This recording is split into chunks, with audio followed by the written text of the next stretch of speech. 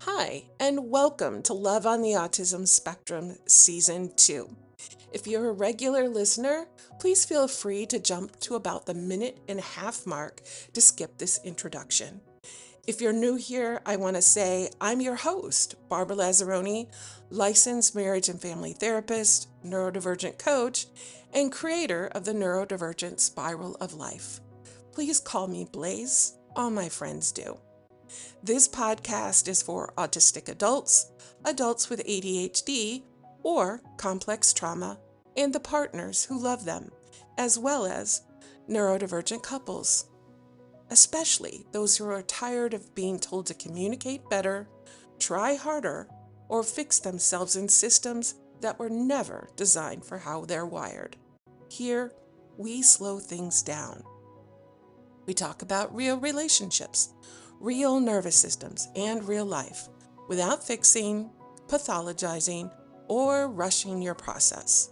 I bring clinical experience along with decades of lived relationship experience to create a calm, emotionally intelligent space where nothing about you needs to be defended, explained, or justified. Each episode is an invitation to understand yourself, your partner, and your patterns with more compassion, clarity, and choice. We make lots of room for nervous system safety, emotional truth, and the patterns that actually shape neurodiverse relationships without blame, pressure, or performance. This isn't therapy advice. It's lived experience, clinical wisdom, and steady support for those of us who are wired differently. So take a breath, settle in. I am so glad you're here.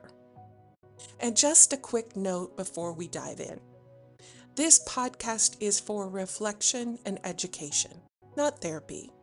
Licensing doesn't create a therapeutic relationship, and I'm only licensed in the state of California. Any client examples I share are purely fictional, and all of the tools or stories are meant to support your self-reflection, not replace personalized care. If you're in crisis or need immediate support, please reach out to a local professional or call 988 in the United States. Okay, now let's get to today's episode. Hello, and welcome to Season 2 of Love on the Autism Spectrum. And today is episode number 15, entitled It's Not Miscommunication, It's Mismatched Wiring. And as you know, this is the month of April, and the whole month of April is dedicated to Autism Awareness Month, both on my blog, here on my podcast, and also on Substack. So I invite you to go and read or listen to other podcasts about Autism Awareness Month and the things that we show up as challenges all year, and yet this is the month we actually celebrate what it means to be someone who has autistic characteristics. So let's slow down a little bit together here. This one, this recording is for the couple who keeps talking and nothing changes. For the partners who say, we've had this conversation 100 times, 1,000,000 times, 1 billion trillion times. Sometimes I hear that when they come to session. We've had the same conversation over and over and over again. And for the ones who are trying and still missing each other, it's not because you don't care. It's not because you're not trying.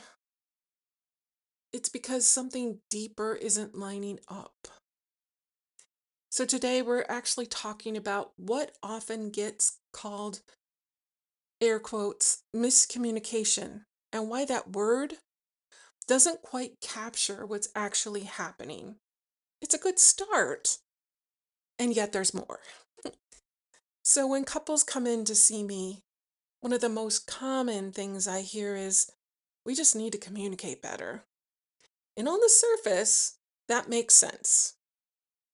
And what I often see is this: both people are communicating clearly, honestly, consistently.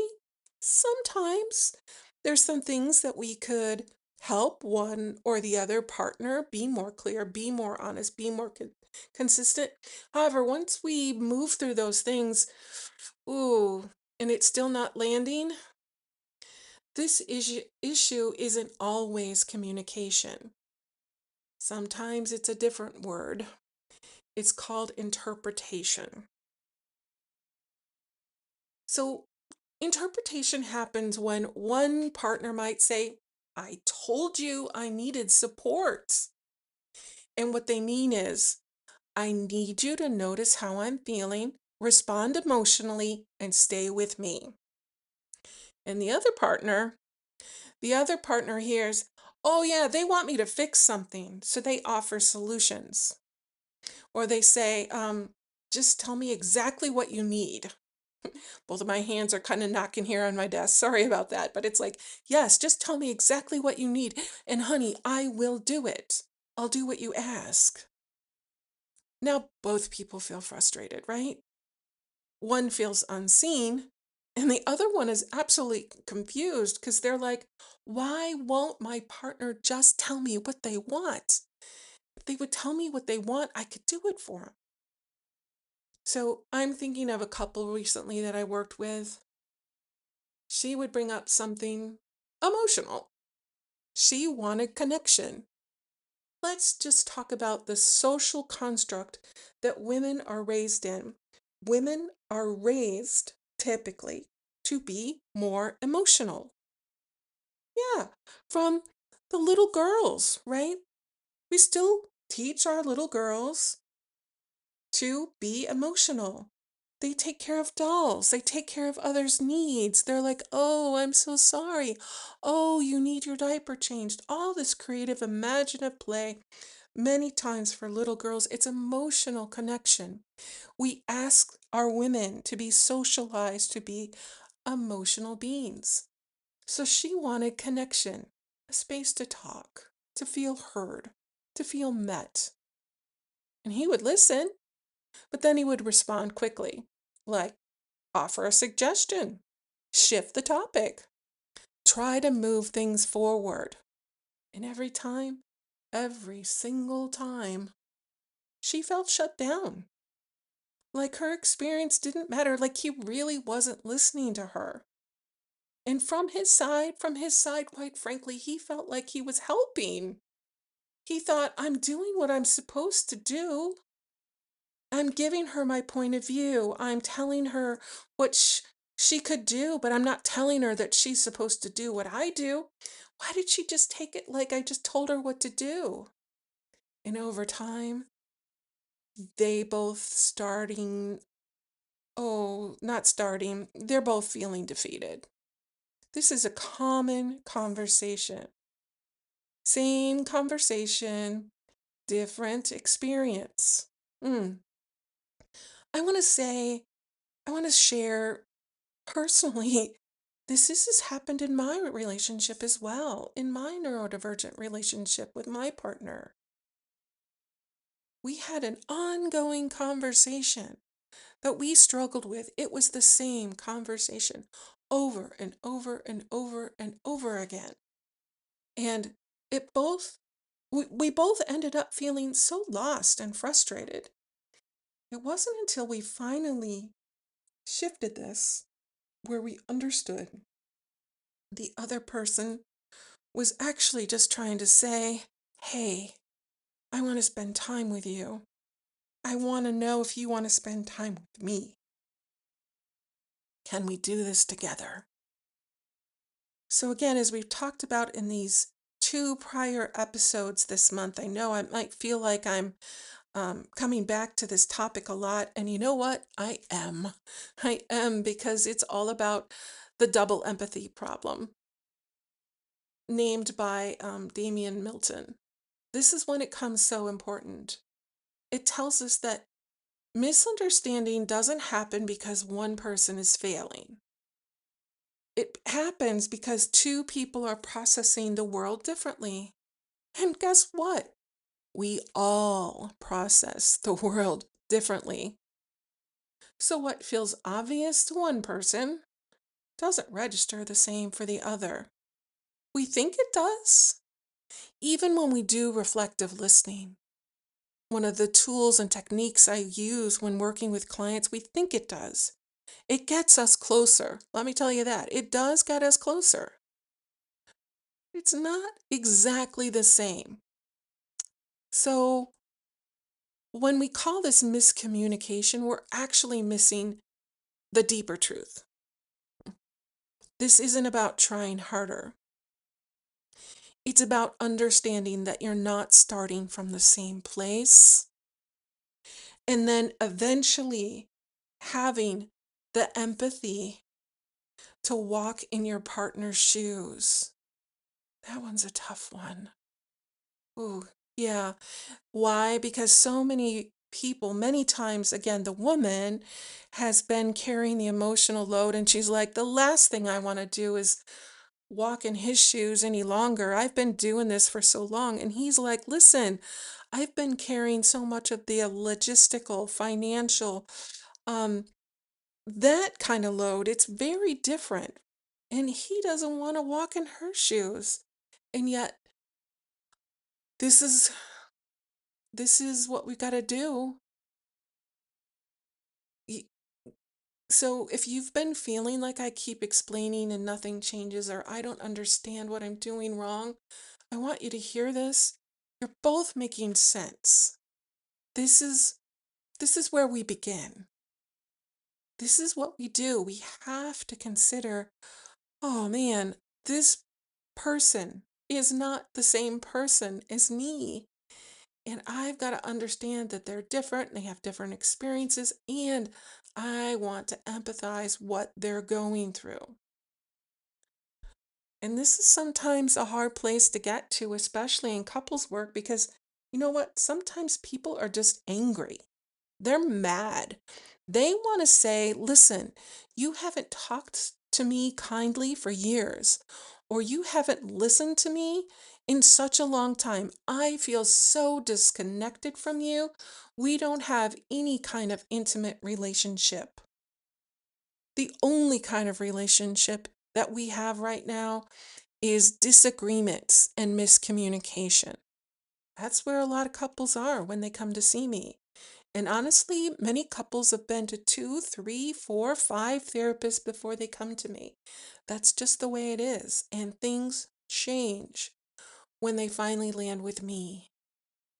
Because I'm someone who understands neurodiversity, who slows it all down, who really helps us regulate our nervous systems.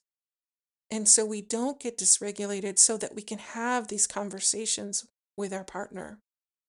So if this conversation about this couple is resonating with you, there's a few ways to stay connected with me. You can follow my blog. It's on my website, Love on the Autism Spectrum. I write more in-depth clinical pieces about communication patterns and emotional differences and relationship dynamics. And I also write on Substack. I write essays on Substack. Also at a place called Love on the Autism Spectrum, or you can look up my name, Blaze, Blaze, Lazzaroni, Laz as in zebra, Arony, where I share more personal reflections about what it really feels like to be in these relationships. Because, here I am, I'm raising my hand. I wish you could see me because I'm in a neurodivergent relationship as well. Yeah. And I bring my real world experiences into my work with clients because we need that. We need normalization that we're going through this. I like to tell my clients, hey, I'm just a few steps further ahead of you on the journey, yet I'm on the journey too. I am. So if you're interested in more resources, please look at both of those spaces, read them, listen to other podcasts, take your time, and you'll find the links in the show notes. Um, and please feel free to reach out. Send me a post every once in a while about what resonates. It always warms my heart when I get personal messages from people. Yeah. hmm So, with this couple, let me go back. We didn't start by fixing the communication. We started by slowing it down. We looked at what she was actually needing in these moments and what he was actually doing when he responded. We also looked at each of their nervous systems. And when their nervous systems are triggered, we can't move any further. We can't. They're not in a safe space. We got to get them safe and grounded first. And then what we did is we named it clearly. We named it so clearly. She was not looking for solutions. She was asking for presence, for her partner to be present for her, not on his phone, not watching the game, not doing something else. Presence with her. And he wasn't dismissing her. He was trying to help her. And once that became visible, something shifted. Perfectly, absolutely not perfectly, however, meaningfully, and they started to feel it. And that same conversation that they had started to feel just a little different. And when we get that first toehold of feeling something different, then we know we're making progress because we can begin to understand what's underneath it all. So I'm going to thank my colleague Ina again for these wonderful words called home play rather than homework. And so if you're in this pattern, I invite you to maybe invite your partner to listen to this podcast and consider doing this home play exercise. When a conversation starts to feel tense between the two of you, pause and ask, what are you needing right now? Support or solutions? Really simple, but it changes everything. I can I can tell you, oh my gosh, it just popped into my head and I want to share. I remember one day I was having a little bit of a breakdown. Oh gosh, this was probably about 20 years ago. And I remember jumping up and down in front of my partner and I was kind of, well, let's not say kind of. I was actually having a moment. I was actually in a childhood-like state, jumping up and down and saying, I don't want you to solve this. I want you to listen to me. And he looked at me with his beautiful smile and his amazing blue eyes and said, Barbara, that's what he typically calls me, Barbara, thank you for telling me. I'm listening. Oh, it was so sweet. Yeah, I didn't want a solution. I just wanted to be listened to. And you know what? You know how I said how we socialize our females? We also socialize our males. We invite our males here in the United States and probably around the world. We ask them to fix it for us as if everything is a problem. Yeah, we see it in the movies, in the books we read, in our family systems. They're looking, they're like the hammer. They're looking for the nail to fix it. Not everything is a problem. So, this simple home play exercise, what are you needing right now? Support or solutions, is simple. And it can really, truly change everything in your relationship. So, again, I want to share this episode pairs with a blog this week entitled Autism and Neurotypical Relationships, Building Understanding. And on Substack, this week's essay is entitled You're Both Speaking Clearly, although in different languages. Yeah, it really does feel like that. This is not that you're failing to communicate. It's that you're starting from different places. And when you understand that, changes are possible. Yeah, let me say that again. When you understand you're starting from different places, changes are possible. Hmm. Hmm. So to learn more about this topic and explore my blog posts and therapy and coaching and assessment offerings, please visit my website entitled loveontheautismspectrum.com. And I want to say thank you again for listening today. Take care. Be well. Bye now.